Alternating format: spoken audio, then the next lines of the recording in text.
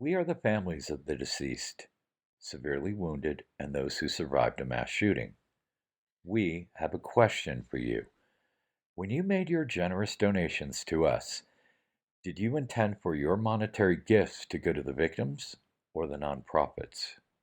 Over the years, we were continually re-victimized by nonprofits who collected millions saying they would help us, but we rarely saw any or only a small portion of the millions collected in the names of our murdered loved ones.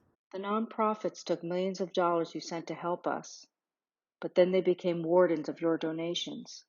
Often, to receive the financial help you gave, we were forced to fight for the funds or go through an invasive process to prove need, as we were trying to navigate the most excruciating times of our lives. So we decided to do something about it.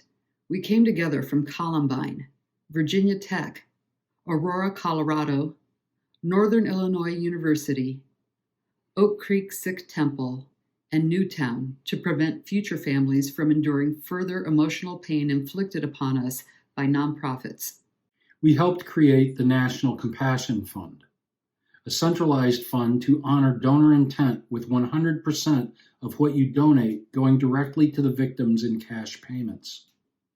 This model allows victims to use your gifts to cope and survive the way they choose, while keeping their privacy and dignity. The nonprofits lost control of the funds when our families spoke up against being exploited. The National Compassion Fund has since sent out $95 million in cash payments directly to over 3,000 suffering mass shooting victims and survivors.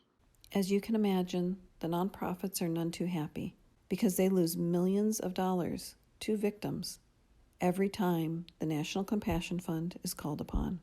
The public and the victims are confused by language used by community-based nonprofits to solicit these donations. They think those monetary gifts will go directly to the victims in cash payments, but those gifts are instead redistributed to other nonprofits after fees are taken out. We do not want to see this model implemented anywhere else in the United States. But after the King Super shooting in Boulder, where 10 people were murdered, this is happening again. The Colorado Healing Fund is a nonprofit that collects funds after a mass casualty crime to use at its discretion. Their model is one we've been fighting against for years because it's humiliating and invades our privacy. In our grief and trauma, people we don't know expect us to open our lives to them and hand over personal financial documents to receive funds that were already intended for us. When we asked why there was no centralized victims fund for the Boulder families, the Colorado Healing Fund Executive Director Jordan Finnegan told us flat out that their model aims to replace the National Compassion Fund. They also plan to hold public donations back to collect even more interest and then later make grants to other community nonprofits that the victims may never use.